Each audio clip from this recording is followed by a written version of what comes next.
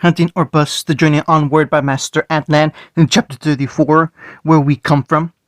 Osmond stood at the arrival platform of Vale's travel center and waited for his guests to arrive.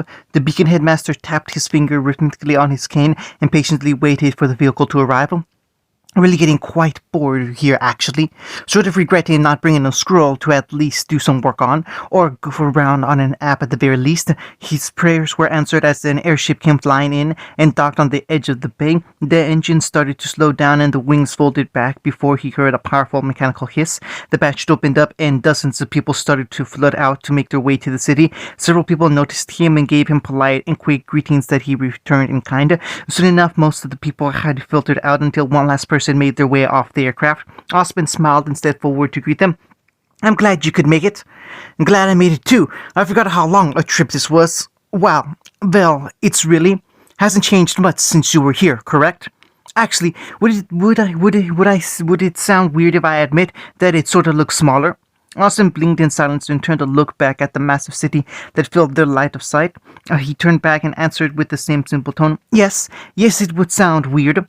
Figured as much. So, what are we in for? Well, we can take some time to travel around the city and show you where you'd stay, or we can take a stroll around the campus and you can see everything that's changed since you were last here. The upgraded fighting arena, the renovated halls and cafeteria, the occasional assortment of desks that somehow found themselves piled up on the roof of the dorms. Desks? That's quite unusual. Indeed. Osmond held his cane behind him and nodded. So, what shall we do first? Actually, I want to wait on the tour for a little bit. I'd like to hash out this job offer you talked about first, and once that's done, I'll focus on everything else. Oh, also, I'd like some recommendations of places to eat around here, if you don't mind. Very well, let's get to work. Oh, and welcome back. Hunting. Blades scratched against the length of the tonfa as the two combatants locked weapons in the midst of the stage. Ren took a sharp breath of air and tried to get some ground against his opponent, although it was fruitless in the end. Kiba grit his teeth and smirked as he started pushing against Ren's defenses, gaining ground as the slimmer boy's stance shifted back. Kiba was about to knock him down before he felt two swift kicks strike his ribs and distract him. That the two boys' defense faltered and Ren took his chance to knock his arms aside to attack. Ren's swing and flurries were countered and blocked by Kiba's quick spin of the tonfa. The two fighters tried to gain the advantage over the other, but they were locked in a flurry of steel. Their weapons scraped and Ren's vision was blocked by the red and black spiral of Kiba's weapons. The pink-eyed boy had to weave and dodge desperately from the quick attacks from the now aggressive teen. Kiba made a wide hook to hit Ren's temple, but the Juniper boy quickly reacted and crossed his arms with Kiba as their arms locked around the elbow. Ren punched him repeatedly in the ribs and staggered his balance enough that the martial artist could get some leverage. He grabbed the rest of Kiba's arms and flipped him over fast enough that he became a green blur. The Inusaka boy landed in a dazed state on his feet and stumbled back before Ren dashed in and dug a sidekick into his stomach. Kiba was knocked back and rolled over the floor before he stopped on his hands and knees. He waved his head up in time to see Ren had him in his sights with Stormflower at the ready. He immediately reacted, dashing into a sprint along the circumference of the combat stage as Ren's gunfire trailed after him. The deafening sound of the rapid fire did nothing to deter the tattooed teen as he quickly raised his tonfa and unleashed his own rain of bullets. The boy in green dress quickly jumped aside and Kiba took that chance to veer over and charge for the win. Even with Kiba charging, Ren merely calmed his breathing and lowered himself into a fighting stance. He concentrated, feeling his remaining aura flare and cover his entire body in a protective glow. His eyes popped open and he dashed forward, meeting Kiba halfway as the brunette slid to a stop in surprise. Ren's hands blurred as his emerald green guns struck Kiba over each cheek. He slammed an elbow into the other boy's chin to stagger him before a palm strike snapped out and blew Kiba away. But the Noctix fighter flipped around the air and landed while he skid across the stage before stopping. He ignored the pain in his stomach and glared up at Ren, his hair and teeth becoming sharper as his semblance activated in full. He gripped his tonfa tightly and dashed across the stage, crossing the distance between them in a few seconds. Ren saw him charging forward and raised his pistol up to fire. A spray of bullets flew over and Kiba merely took them head on as he reeled his feet back. Ha!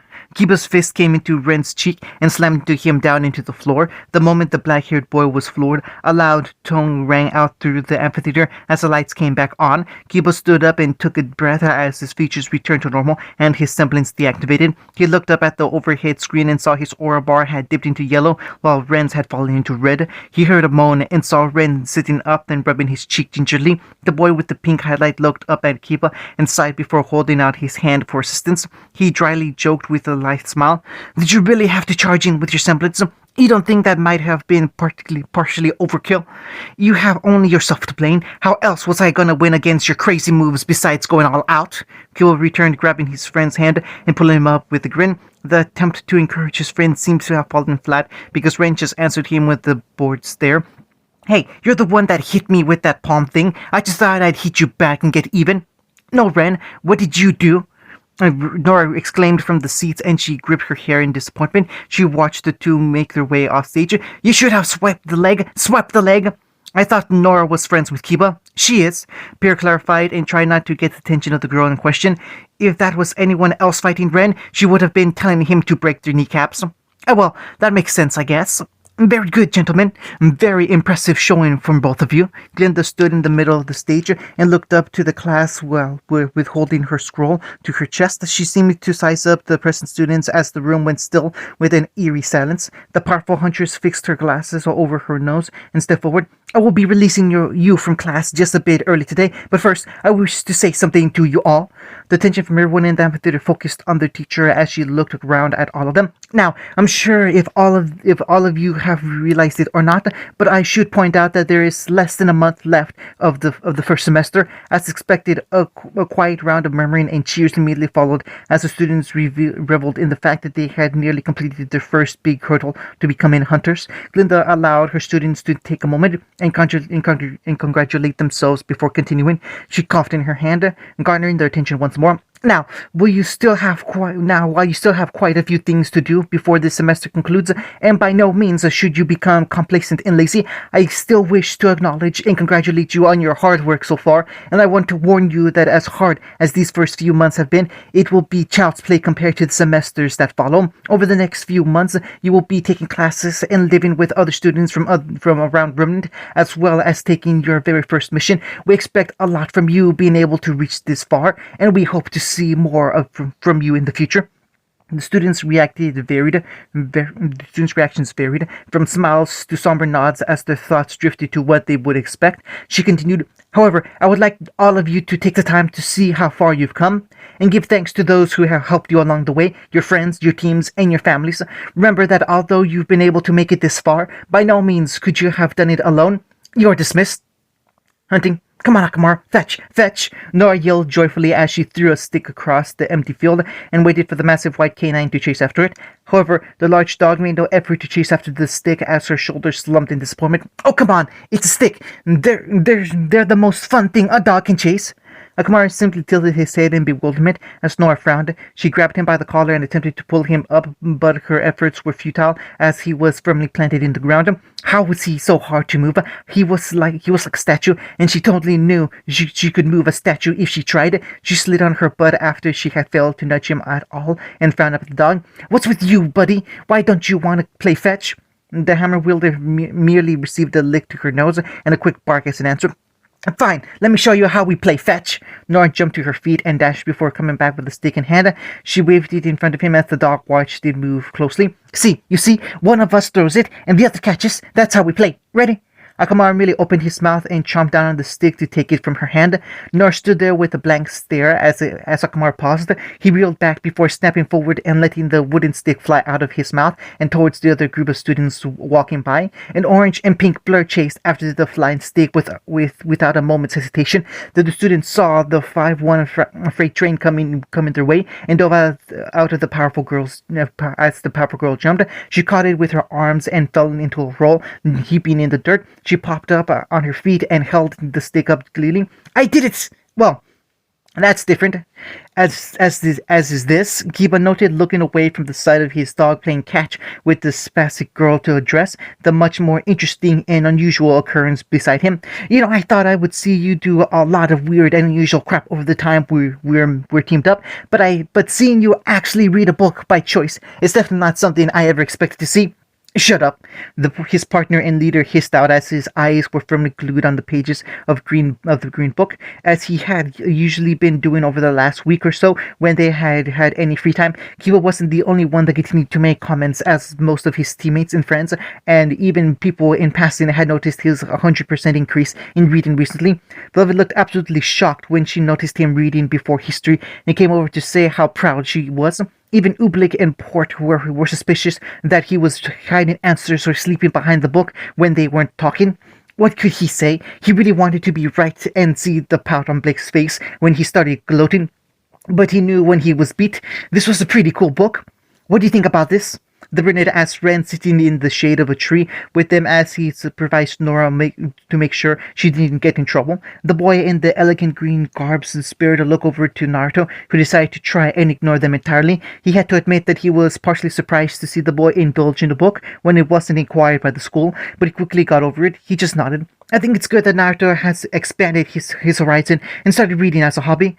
As a leader, he should be expecting to engage in different activities and experience new things to improve his leadership skills, and reading is a prime example of that. I'd even suggest that you might want to follow that lesson as well, Kiba.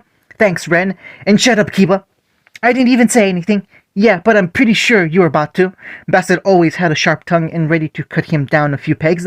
The only way to beat Kiba's jab was to anticipate them and knock them down before they even came out.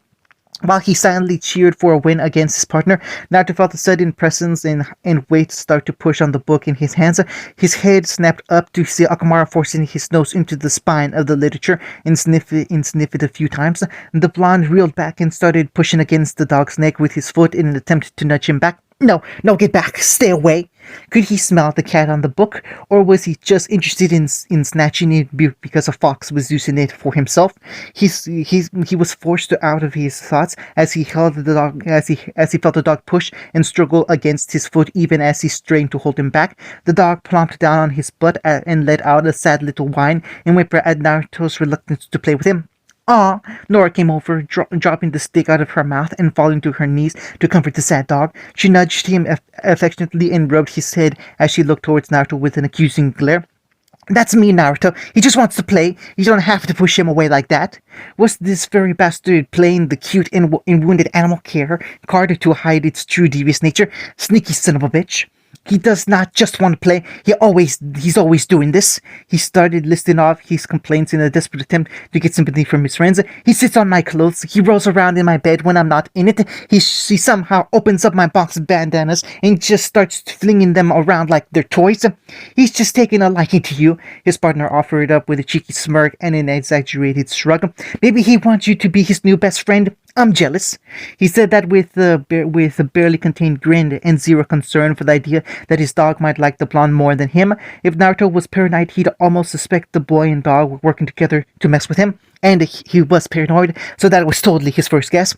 No way, I'm going to be his new best friend. The grip around Akamaru's neck tightened as Nora desperately attempted to affirm herself as the closest new friend the canine had made. It will be me. Fine, you do that.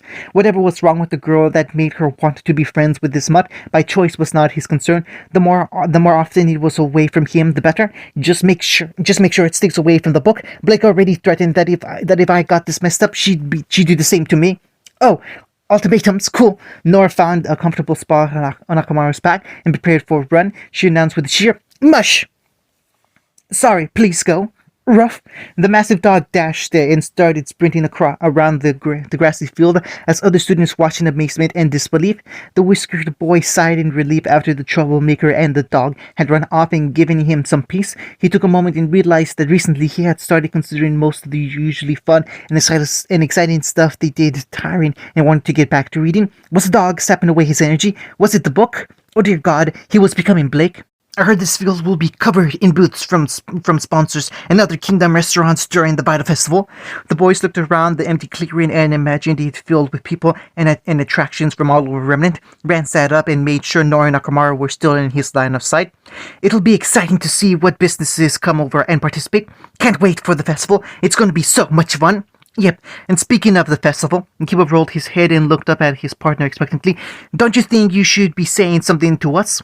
Like what exactly? He didn't like where this was going. Remember what Goodwit said earlier? Make sure to thank your friends and team for helping you get this far. Kiwa repeated in a dry, sophisticated, and stern voice in an attempt to impersonate the strict hunter teacher. He dropped it and went back to normal as he raised his brow in weight. Where's our appreciation, oh wonderful leader? You know, when you ask for it like that, it just sounds like you're pining for attention. The two-teen didn't seem that fazed or insulted by that statement, as they merely waited silently for an answer. After a moment of silent contempt and letting out a long, haggard sigh, Naruto relented. Thank you for helping me get through the year, Kiba, he said without any meaning before his voice became more sincere. I'm glad you and the others were by my side to help me. You're welcome. Make sure to say it to Tenten and Sasuke too. I know, and do you have anything you want to say to me? Nah. The boy rested his hands behind his head and used them as a pillow while he lounged on the grass. I think I'm good. God, I hate you so much. I suppose we should show our gratitude to John and Pyrrha as well for sticking by our side this semester. We owe them quite a lot. I can't imagine it was easy for them to grow accustomed to how rowdy we make a living space. He said we. He really meant a certain cackling girl as she rode her mighty mount, very seriously considering grabbing Mankield to complete the ensemble. Plus, it wasn't like either he or Nora had other people close to them they could show gratitude to. It was just them, and they had made their way to Beacon without the same familial support some of the other students might have. So the companionship they had forged during their time here at Beacon, the camaraderie with Nautix and Ruby, and the friendship with John and Pyrrha, Ren was sure that even if he and Nora didn't say thanks, the others would never truly understand just how grateful they were for everything they had been given. Nora's fit of laughter got the boys' attention as Akamara came shuffling back over to them. He came to a stop and dropped his butt as the orange-haired girl slid down his back and into the grass. The giggles petered out, but her grin and joyful expression remained as she stood back up and patted her skirt. She stepped over to the canine side and squatted down to face him directly. That was fun, Akamara. Boop. She gently tapped the dog's wet nose and got a quick sneeze from him in return. Nora grinned and skipped over to the boys as she reached forward and did the same to Naruto and Kiba. Boop, boop. The two boys blinked in surprise and looked down at their nose at the unexpected gesture. Naruto scratched his as Kiba chuckled. What was that? Naruto squatted down in front of Ren and grinned. Just my way of saying thank you. Boop. Hunting. Tenten walked into the CCT and made her way through the gathering groups of students and other people who were gathered on the first floor. She walked into the elevator and took it up while the electric voice spoke. Hello, welcome to the CCT. How may I help you? Tenten quickly answered. The communications room, please? Absolutely. Could you please place your scroll on the terminal to verify your identity? She responded by pulling out her device and holding it up for the machine to scan. After a moment, there was a positive ping, and the elevator started climbing up. Perfect, thank you, Miss Tamura. Tenten pocketed her scroll again and took a deep breath as she waited to reach her destination. She wasn't sure why she was so nervous. She was just calling home. She had texted back home every other weekend for the last few months with how she was doing. Maybe she was just worried about what kind of things her dad would ask her about when he saw her. Was she eating properly? Any new hobbies? How were her grades? Did she have a boyfriend? Did she have a girlfriend? And probably all of the above in rapid succession. The elevator reached the floor and Tenten flinched as the jolt yanked her out of her thoughts. The door slid open and she walked out to the communication floor where the whole room looked like it was filled to capacity. Wow, she must have not been the only one trying to call home today. Maybe another time. Welcome to Beacon Cross Continental Transit Center. How may I help you? Tenten turned back to see the holographic form of a young woman sitting behind the main control node and waiting for her to respond. She was never quite sure if this was just a digital created image to make customer service easier or if it really was just a hologram of some woman somewhere else talking to her. She never really asked, but it was super creepy. She quickly fixed her posture and spoke. I'd like to place a call to the Tamura Weapon Manufacturing Center, please, in Mistral. Absolutely. Head on over to Terminal 2, and I can patch you through immediately. Oh, thanks. She smiled and started making her way through the rows of students in computer terminals with video feeds from places all over the world. Some people were happily talking with their parents and siblings, while others were getting into deeper debates about improving their workload or trouble at home. For all walks of life, apparently. When she finally noticed her empty screen and sat down while the call went through, the screen was black and there was no sign of anything happening until the screen lit up and displayed her family business logo, a T shaped like a forged hammer with sparks and flames covering the strike inside. Hey there, she recognized her own voice from the voicemail. We're sorry to inform you that no one can currently make it to your call. Tivis Tamura and the other employees are really busy at the moment. Sorry about that, but give us a minute and we'll definitely get right back to you. Bye. Well, it was weird hearing herself like that. A tone beeped out and Tintin laughed. Hey Dad, it's me. I just wanted to give you a call and see how things were going. I guess it must be a busy day at the shop. Sorry, I got you at a bad time. If you can just call me back when you're free. Tintin? The stock image blinked out and was replaced with the video screen of her father in his pajamas. His brown hair was short as usual, and his stubble had grown into a much more substantial beard that hid the wrinkles around his mouth. Dad, she blinked in shock before falling to hide in a grimace. What's with the beard? You look like one of those guys that gets stuck out into the mountains and becomes feral after a week. Well, that's kind of mean. It's not nearly as bad as you think. He rubbed a hand through it that made Tintin want to cringe. Since you're the one that always reminds me to shave, but you weren't here, this little baby popped out one day. Been getting lots of compliments. People say I look like a TV star. I think you look like a hobo. Well, I might as well enjoy my hobo glory before I have to tear it off when you get back.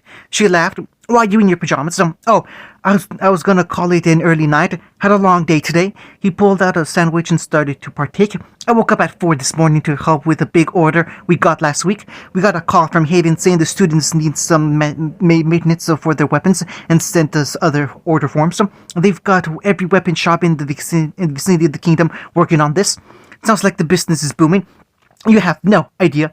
He finished off his sandwich before smiling at the screen. So what's up, sweetheart? Nothing much. She shrugged. Just wanted to see how you were doing. Can't wait to come back over the break.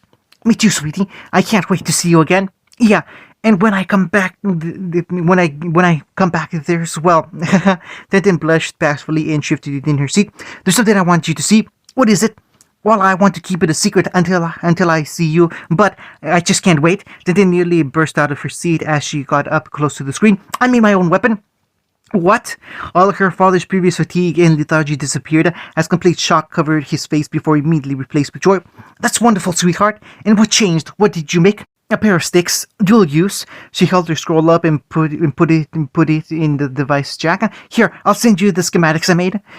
TV looked on a different side of the screen and squinted his eyes as he read over the blueprints. Carbon fiber, interlocking pieces, mechanism to activate dust units. You gave your weapon elemental properties with the twist of the grip. I'm impressed, honey. The dust units are a little too small for continued use, though. Yeah, but I fixed that last week. Reduced the length of the switching mechanism and converted the powdered dust for longer use and more powerful semblances. I already have ideas about how to make them work at a longer range, but that's not the best part. The day after I finished them, I fought Pyronikos in a match. You did. Are you okay? Did you? I lost. Tintin said with a grin and pride as she patted her bicep, but I didn't make it an easy fight for her. Her father grinned as well and nodded with pride at his daughter's tenacity before Tintin relaxed in her seat. Oh, but Dad, Pyrrha is so much cooler in person. I wish I could introduce you. She's sweet and smart and really nice and so much stronger than what we see on television. She's like an amazing big sister, which is especially weird because I'm pretty sure I'm older than her. Oh, Tintin, I can't wait to hear everything you've done since you left. She told him tidbits about her teammates and friends and what they did, but she never divulged the greater details. She was waiting for the chance to see him again to tell him everything. And I know your mother would love to hear all your stories too. A small smile came over her face as she nodded in agreement. I can't wait to tell her. Now, on to business. Boyfriend, girlfriend, what's new? Dad, there's interested, but then there's just plain creepy. Hunting? Ruby looked down at the scroll in her hand as they fidgeted nervously. A deep, cold breath filled her lungs before a firm hand patted her back and gripped her shoulder. She looked up at her big sister, who brought her in with one arm hug and gave her a little boost in confidence. Come on, you know you want to. Ruby smiled and flipped the scroll open as the dial tone started to ring out. There was a click. Hello? Hey, Dad. She spoke up and gave the simple greeting with a smile she knew he couldn't see. It's us. Hey, Pops, Yang added in as her arm fell over Ruby's shoulder and onto Weiss's bed. Hey, girls. They immediately recognized the burst of joy and excitement in their father's voice with the response to their call. This is pretty sudden. I'm usually the one calling you two. What's the occasion? Nothing much, Yang joked. We just wanted to check up, make sure you didn't fall asleep on a toilet or something. Oh, one time, and that's become the expectation. She's kidding. She elbowed Yang's side and got a choked laugh from the blonde girl in return. Ruby smiled, hearing the laugh from the other side of the call. But are you okay? Haven't been lonely without us, have you? Me? No, I'm fine. But I'll tell you who's been having an absolutely impossible time moving on. So why? Little guy can't even bring himself to get out of bed. I mean, look at his sad little mug. There was a ring from Yang's scroll, and they opened it to find a picture of Swai with his goofy expression and rolled-out tongue. The sisters laughed in full spirit at the perfect picture of their dog. Yeah, but no worries. I'm gonna take him out for a night on the town. He's already looking forward to it. Another ring, and the girls looked to see it was almost the exact same picture, except the little canine was now wearing a pair of comically huge glasses. Yang gasped for air as Ruby struggled to hold her giggles. Oh my god, I think I just found my wallpaper. Yeah, he started like that. Anyway, how are you girls? You're safe, right? They rolled their eyes in unison at the familiar worried tone, and Ruby answered, "Yeah, Dad, we're okay. Me and Yang are still in one piece, just like the last time you asked." Well, excuse me from worrying. I'm your father, and I should inform you that being worried is part of the course when I have you both as daughters. I like to think we make life more enriching and adventurous. The elder sister jested while tugging Ruby's hair and annoying the younger girl. She ducked out of Yang's reach. Oh, Dad, have you heard back from Uncle Crow yet? Sorry, Ruby. Crow hasn't responded. This caused the red-clad girl's shoulders to sag in disappointment. I told you that he probably wouldn't be back from that mission for a while. That guy can be a handful sometimes, but when he has a job, he follows it through. Aw, that sucks. She perked up with hope. Do you think he'll be back in time for the festival? Yeah. Yang propped her head up as she leaned back on the bed. You think he'd find time to check and see how his two favorite nieces will be dominating the tournament and getting global recognition? I really don't know, but knowing Crow, even if he was busy, I'm sure he'd find a way to watch you two fight in that tournament and probably find some choice words to say to you both when you were done. Yep, sounds like Crow. They could do nothing but nod in total agreement with that thought. Girls? Yeah, Dad, what's up? I want you both to know how proud I am of you. They blinked in mild surprise before Tyann continued. I know I was a little panicked when you went off to begin. Yang and Ruby, I did argue that you were too young to go to a hunting school just yet. I know I'm more than just a pain in the butt sometimes, but you're both doing a real good job. If they could see his face, they would suspect he was struggling to stifle his worry before finishing. I know you two will be the best huntresses to ever come out of that place. Ruby felt her insides go warm until her teeth started to water. Thanks, Dad. Yang smiled earnestly and wrapped an arm back around Ruby's shoulder. And keep talking like that, and you're gonna make us cry. We don't want that. You two start crying, and you know I'm following not long after. Oh yes, the father, the sympathy crier. Taiyang chuckled. You're both coming back over to Patch for the break, right? You bet. Great. You both keep working hard now, okay? I'll call you again soon. Love you, Yang. Yeah, love you too. Love you, Ruby. Love you too, Dad. Bye. Bye, they said together as the call came to an end. The sisters sat in silence before Ruby placed it to her side and leaned into Yang with a sigh. Yang seemed to do the same before she broke the growing silence. See, that wasn't so bad. Better than our usual calls, Ruby agreed. He didn't ask if we had any new injuries or if we got into more fights this time. Yeah, and not hounding us about talking to boys. The buxman blonde raised the fist up in triumph. That's a win in my book. He sounded happier, the little sister noted. That's a plus, right? We couldn't exactly see his face, Yang countered with a tired sigh. He's faked being interjected before, remember? Oh yeah, it sounded kind of horrible, but the sisters always tried to judge the father's mood by his voice and expressions. It had become a job for them to be able to discern when he was genuinely happy or just faking it in front of them. That's what it was like growing up with someone who had lost so much and tried to protect what little he had left. Sometimes, like in recent years, he was just like a normal father, happy, doting, stern, tried to cook for them but failed and had to order pizza in the end while watching a movie. Fun stuff. Other times, like in the years when they were growing up, their father was there, but never really there, like a doll, a husk. Some days his loss caught up with him at its worst, and he just couldn't respond to it. He would just shut down, and they wanted to do whatever they could to make sure they avoided that outcome.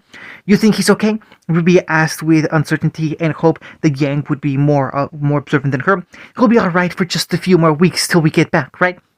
A soft smile came over Yang's face as she reached up and gently patted Ruby's head. The older sister left a small kiss on Ruby's head and smiled. He can handle himself. I think you and I don't give him enough credit sometimes. She grinned and shrugged.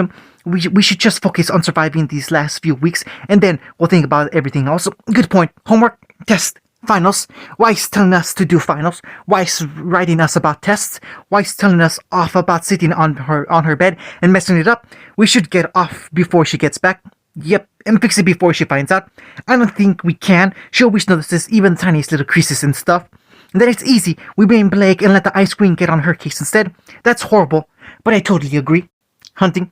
Blake leaned against the wall outside the cafeteria and looked up at the sun as it had started going down its arc and reaching a point where the sky mixed purple and orange. The funniest girl was sure that she had made her way down here to get something to eat, but found herself distracted by other matters. In the grassy path and sidewalk by the cafeteria, Blake spotted Velvet strolling around and taking photographs of the students and surrounding with her camera. The upperclassman seemed so content and happy at the moment as she took various snapshots of everything around her. Blake even found herself to be the subject of a flash before the older girl gave her a polite wave and continued her hobby. She seemed so much different compared to that girl that was being bullied by Carton and his cronies not too long ago. She had gotten over it so quickly. Either she had learned to get past the pain of those humiliating seasons quickly, or she had a much stronger mental fortitude than Blake had given her credit for.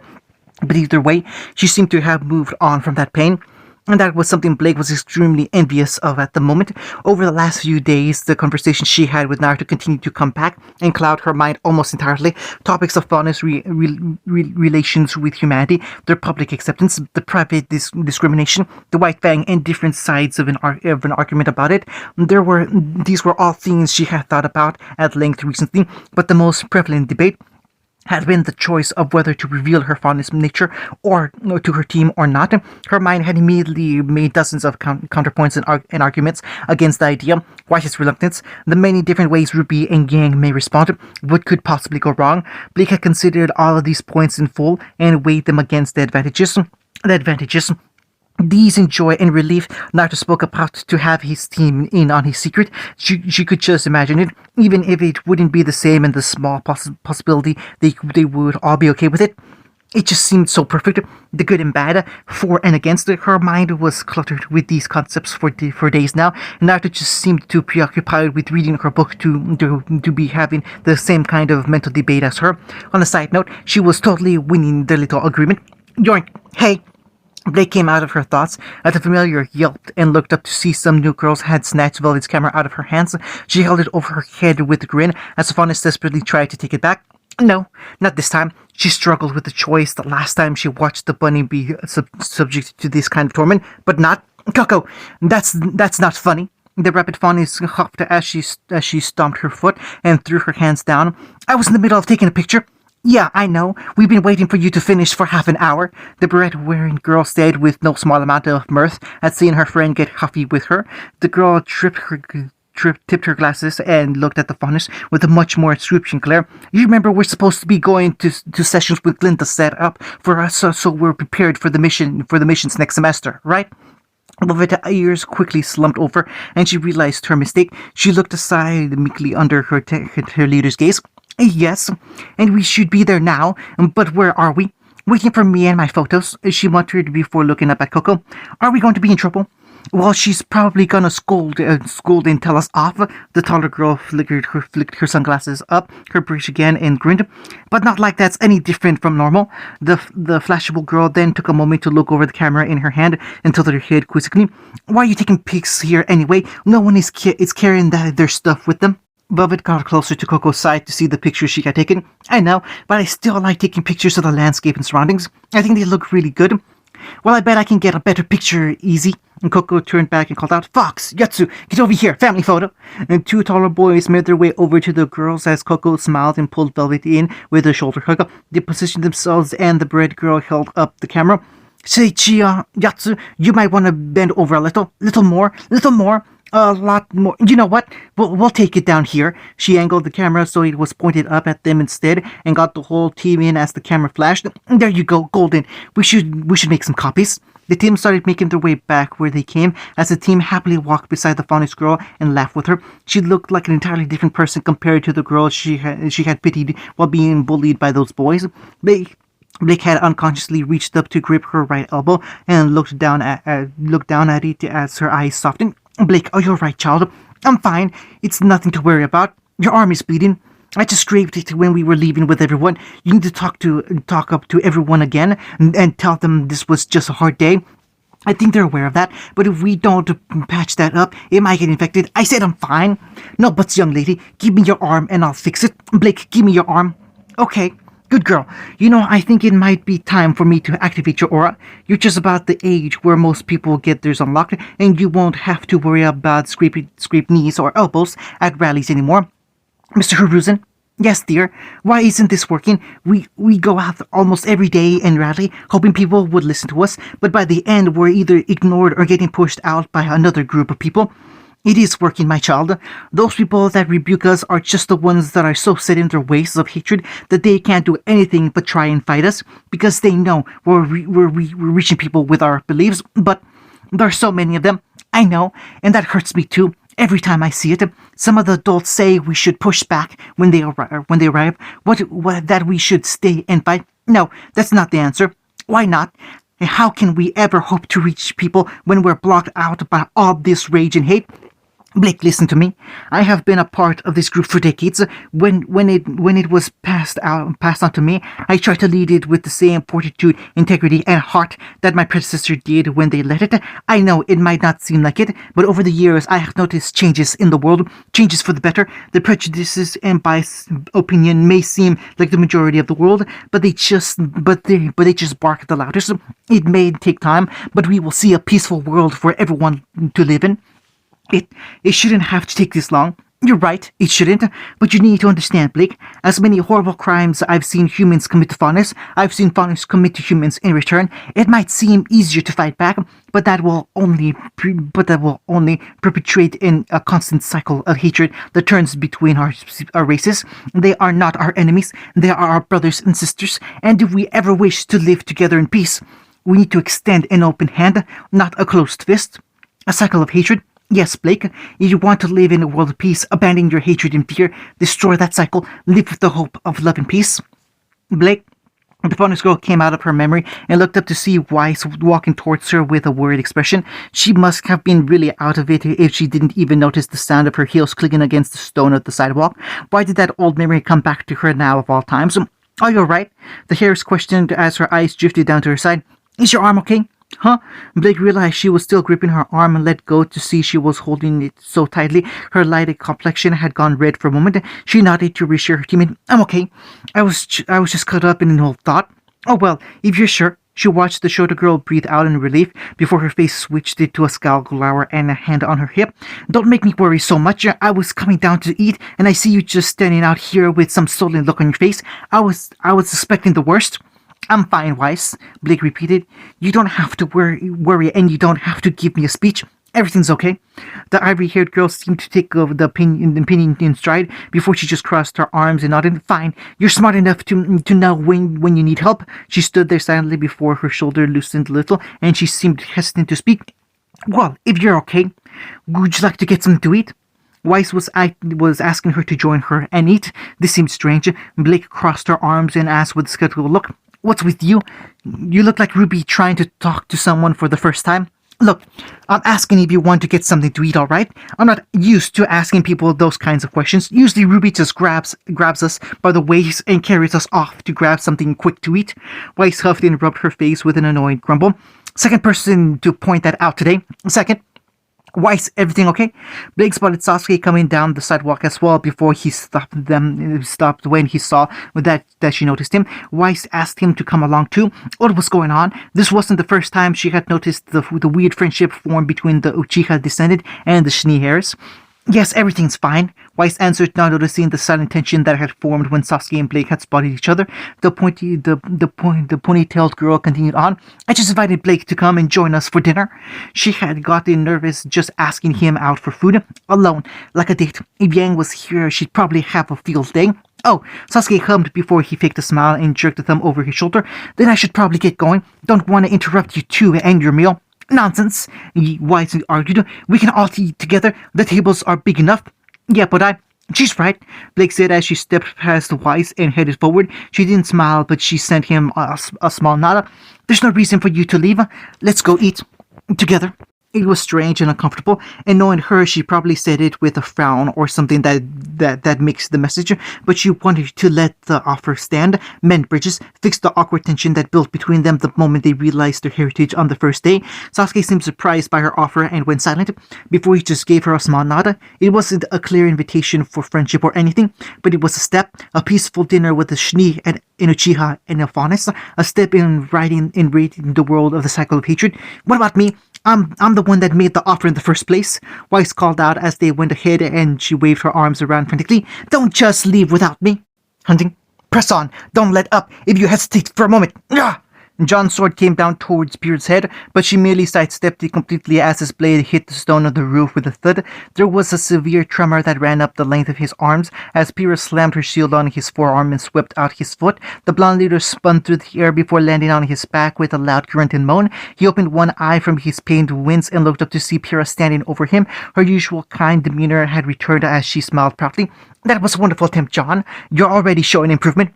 I am, he asked with skeptical disbelief as he rolled off his back and looked up at his stronger partner in clear opposition of her statement. Because I feel like that was one of my worst attempts so far. Well, you were a little bit more sluggish than usual, she admitted with a sheepish smile as she noticed him glare up at her. She coughed and holstered her weapons on her back before offering him a hand. Is something wrong? You seem distracted. He was hefted back up to his feet and quickly sheathed some words before patting himself down. He sighed, knowing that he couldn't hide anything from Pyrrha when she was super observant. He reached into his pocket and pulled out his scroll to show her the source of his wandering thoughts. Dad, how's it going? Your father texted you? I texted him first, John said as he took his scroll back and looked down at it apprehensively. What Goodwitch told us earlier today about thanking our family and friends for getting us here really hit me. He looked up and gave her a thankful smile. By the way, thanks for sticking with me despite everything. She returned his smile with a much more radiant and confident smile. Thank you for being my partner as well. She then returned to normal and focused back on the issue. So what's the problem? Well, I don't know what to say to him or how to talk with him, John confessed with an uncertain expression as his thumb ran along the screen. The last time we talked was before I left for Beacon. He wasn't sure I was ready to take on the task of being a huntsman, and I did it anyway because... He shrugged and motioned to the roof. Well, we've had that conversation already. She nodded in full agreement. That was still a very fresh event in their minds. There was no need to retrace those steps. So, even though we said goodbye, things were still pretty tense after last time. He lowered his arms to his side and hunched his shoulders. I still send texts with my mom and sisters, but I haven't talked with Dad in a while, and I don't know what to say. Any advice? If you're asking if I know what you should say to your father, then I should tell you now that I have no idea. Figures. That'd be too easy. But John, she held her hand. He felt her hand grip his shoulders, and he looked to see the encouraging smile on the champion's face. Don't think about what you said or didn't say to each other back then. Think about right now and what you want to talk with him about here. The boy took a deep breath and started tapping away. I'm okay. Just wanted to check up and see how you guys were doing. Dad, we're okay. Your mother's always worried about you, sisters too, but I tell them to give you some space. Men need room to do what they do. Thanks for that. I appreciate it. Dad, no problem. How are you holding up? Is everything okay there at Beacon? It's hard, and sometimes I feel like I'm only just scraping by, but I got my team and partner to help me to catch up and go, so no worries there. Dad, that's good. We all need someone to help us get by. I know that now more than ever. Dad, I'm glad to hear from you again. I didn't want to show the girls, but I get worried sometimes thinking about what you might be doing over there. There are a lot of crazy people here that make life hectic. I got one of the craziest on my team, and I'm pretty sure I'm friends with the rest of them, but they're really cool people. Dad, that's good. Hey, Dad, someone brought this up the other day. The girls like scars. Dad, what do you mean? John smiled and looked back at Piero with a grin. He parted his hair to reveal the new scar that adorned his forehead before he took a picture of himself. He sent it and moments later got a response. Oh my god, are you okay? What happened? Got in a fight with an Ursa. I won, by the way. Dad, did anything else break? Your brain's okay? No concussions? You know our names, right? I'm fine. Or took care of it. There was some blood, but I was okay. Dad, you were? I thought you gag and get dizzy when you think of blood. Well, maybe I'm just becoming a really cool guy and moving past it. Although I did dry heave when I got to the infirmary and realized my face was covered. Dad, that's surprising, John. And yes, by the way, some girls really appreciate the scars. You'll definitely get that little lady attention if you try. What are you talking about? Dad, the girl behind you in the picture. That's who you're trying to impress, right? John realized the mistake he made catching Pierre in his photo and tried to fix it before. Sorry, kiddo, but I'm gonna have to show this to the others. They'll be dying to see how much man gear you look now. Oh no. Instantly, John's scroll blew up with text messages and voicemails from his mother and sisters. He could only catch glimpses of the words before they were pushed out by another set, some asking if he was okay, some asking when he was coming home, most inquiring who the lovely lady behind him was. It did not stop. His shoulders slumped and he felt a comforting squeeze on his shoulder as Pyrrha rescued him. Why don't we call it a day? I think it's time we get back to our room. Oh, he needed that right now. Hunting. When John and Pyrrha arrived back on their floor, they noticed the crowd of their friends huddled around Ox's room. Blake stood the furthest away from the spectacle, just popping her head out of the door from the Ruby's room as they joined the rest. What's going on? Ruby looked back up at them as the younger girl replied, well, we came over to play with Akamaru, but when we got here, this was happening. Damn it, that's my vest. It's not a tug-of-war toy. They finally noticed the battle occurring between their whiskered friend and the furry canine in the dorm room. Akamaru had his mouth around the orange vest Naruto so often wore in training and sparring and was now only wearing his blue undershirt. He was struggling to pry the bright clothing out of the dog's mouth and had initiated a rough game of it as the others watched. Yang grinned. Man, I can't decide who I want to win this match. Me, your friend, the one being tortured by the beast. I scoffed. He's just a dog. Tormenting might be a little too far. You know nothing! Naruto desperately yelled before he turned to his partner with the vicious yell. Kiba, control the dog! Yeah, okay, there's only so much he's allowed to do. Kiba came over to their side and dropped right by his dog as he tapped between his ears. Knock it off! Akamaru's mouth slipped open and Naruto nearly tumbled back into Sasuke's bed. As the blonde looked over his vest for tears, he didn't seem to find any before he started seething with rage directed towards the massive animal. This dog is seriously pissing me off. Oh, stop overreacting, Naruto, Tensei said lightheartedly. He's just playing with you. He has it out for me, I'm telling you. He tried to defend his position. He always tries to eat my snacks. He pushes his nose into my books and work. He gets up on my bed when we're not around. He does that for all our beds, Lucia said as he patted his comforter. All our beds are covered in dog hair. Yeah, but he farts on mine, and that's intentional. That had earned a few choked laughs and giggles from the peanut gallery as the bandana-wearing boy turned and locked his glare on them instead. They all tried to avoid his eyes but couldn't stop laughing. It's not that funny. It's okay, man. John tried to cheer his buddy up from his anger with the big white dog. I hear animals get comfortable in the clothes of people they like because their smell makes them happy. I'm betting the farting is just a sign of endorsement or something. Oh, endearment, Naruto said sarcastically before nodding. I guess that makes sense. Hey, John, you're my friend and close buddy. Give me your hoodie so I can fart in it as a show of endearment. Okay, he could see why that wasn't helpful. John held his hoodie protectively. Okay, never mind. That wasn't a request, Naruto said more sternly as he held out his hand. Hoodie, now. It took John a moment to realize that everyone had parted and made a clear path between him and Naruto. Eep! He darted down the hallway to escape the boy's wrath. Get back here! It felt as Naruto quickly chased after him. Don't do anything stupid. Apparently all of their friends were following along to either stop them or enjoy the continuation of the earlier spectacle. John desperately sprinted like his life depended on it and ran to the corner before he quickly came to a halt. He looked up at the familiar silver-haired headmaster that just looked at him in silence. Professor Ospen? Hello, John. You seem full of energy despite the evening time. The older man noticed with intrigue. Did something happen? No, we were just... Gotcha! Ah!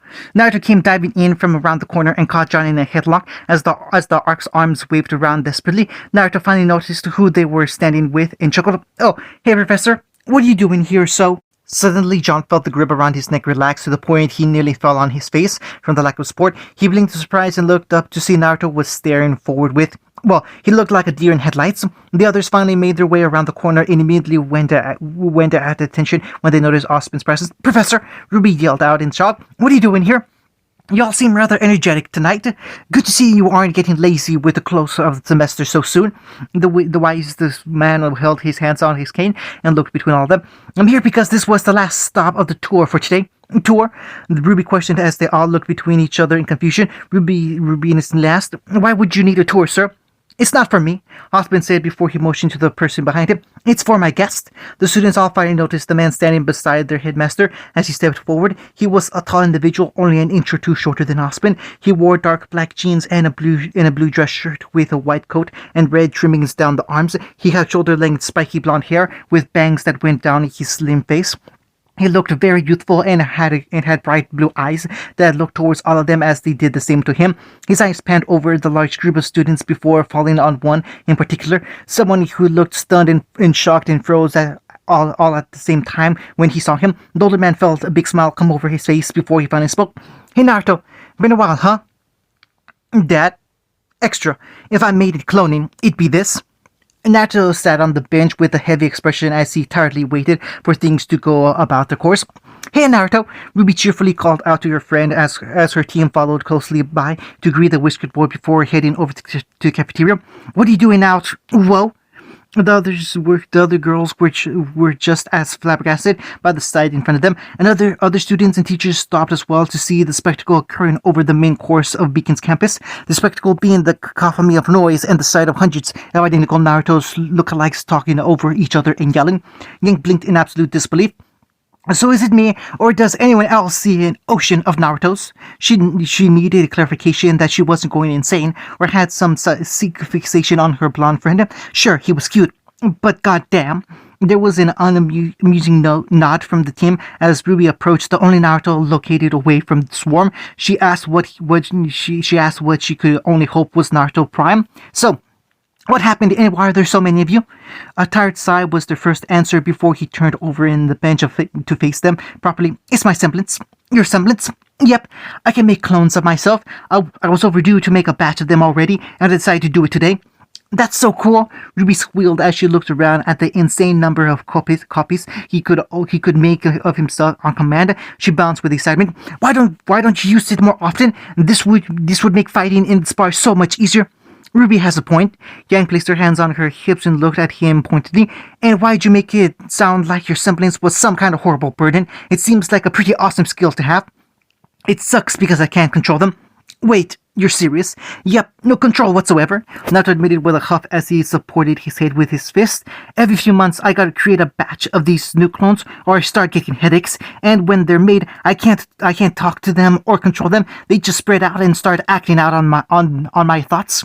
They all looked at him strangely after the last part of the explanation before Ruby asked, Your thoughts? Yep, he nodded. I don't know when they decided or why they manifested those thoughts, but each one of those guys basically just act out thought or mindset I had at some point over the last few weeks. Blake required elaboration as now she was interested. So your consciousness, subconscious, ego, superego, and id thoughts are all manifested when you create these clones?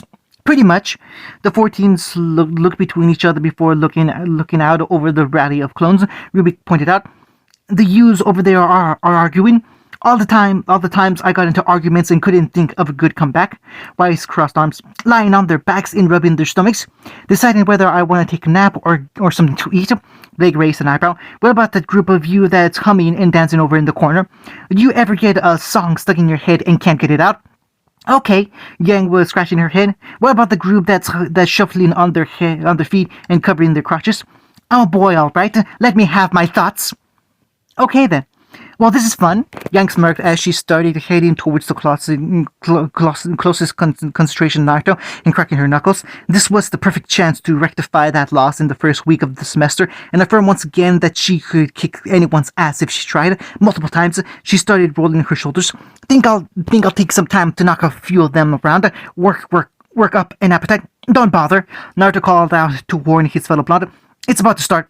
What is? Hey, look at this! One of the Naruto clones called out as the entire court went silent. He held up a metal pipe. I found a pipe! Me too! And me! There can only be one! The Naruto swarm roared and started attacking each other mercilessly, throwing punches and kicks and grabbing whatever they could use as a weapon. People backed off in shock and ran away as the destruction of the blonde riot started to spread out in every direction. Yang slowly stepped away from the carnage and all four girls turned to Naruto for an explanation. His bored expression persisted as he shook his head. It always ends in fighting. I think they all share that in common. After a while, they just go bloodthirsty and start wailing on each other. It's grim. Blake looked on at the horrible sequence of violence. You don't think you should be a little worried about all your consciousness and subconsciousness thoughts ending in violence and blood? I try not to think about it. Well, you should, and you should focus on getting a handle on your semblance. Wise reprimanded the boy with hands on her hips in her best impression of an authoritative figure. You cannot allow your skills to go unchecked like that just because you don't think you can control it. A semblance is like a muscle. She repeated the inspiring words her sister had told her many times during her training. As long as you can test and push its limits, it can only grow stronger. And another thing, gah. A heavy spray of blood flew out and covered all 5 teens in a carmine sheen. Most noticeably, the Shinichiro, whose back was covered head to toe in a stark contrast to her usual white attire. She froze in horror, feeling the warm plasma drip down her back into a pool of her feet as her voice hitched. Naruto wiped his face off the worst of it and looked them over. You might want to wash that off. 1 hour later, Glinda and Aspen walked out into the courtyard to see the aftermath of the bloody battle of the Uzumaki duplicates. In every corner of every corner of their sights, they could see pools of blood, severe property damage, and even the unfortunate stray piece of a Naruto flying on the floor. Naruto Prime walked by the 2 older huntsmen and greeted them with a smile. Hey, Professor, thanks for letting me use the courtyard to clear my head. I feel much better. The young man happily strolled on by with a kick on his step and a hum in his voice as they remained still in shock. Well, Glinda, you were curious to see why he never used his semblance as often as other students. I hope you're satisfied. You know I'm not. End of chapter 34.